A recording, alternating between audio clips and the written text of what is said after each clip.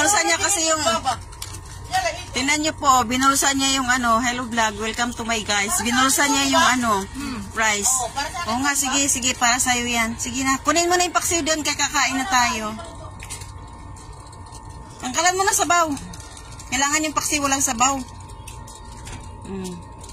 Ayan. Saan ka na, Day? Makakain na tayo.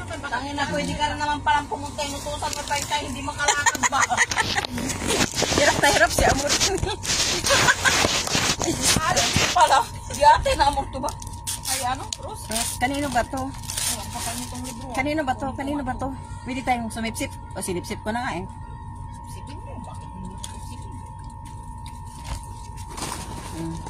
Para to ano. Ami. Ami? Ami. Ami.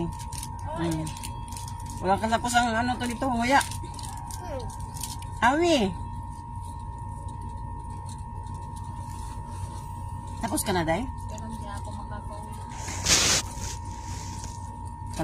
Babalik ko lang, uwi ka na kaagad. Ako nga, hindi pa nakauwi.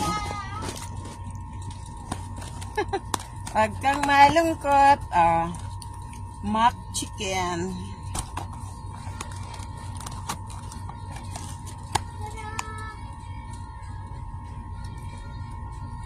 Sabi mo, sino nagpaalala ng kape mo? Sabi nung amo mo? Sabi nung Ay, amo. bakit mo ako tinuturo sa akin? Bakit mahal ba? Kaya mo yan. Kinikit-kit lang ang ano ng ano, ketchup. Sabi ko sa'yo, hindi na kay madam nyo.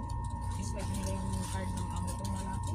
Sa isang swipe nyo, 500. Kakain pa ba tayo ng ano nito? Kakain pa ba tayo ng anong tawag nito? Hindi na ako. Ng, Isu hamam tal, isu hamam tal. Yala, isu hamam.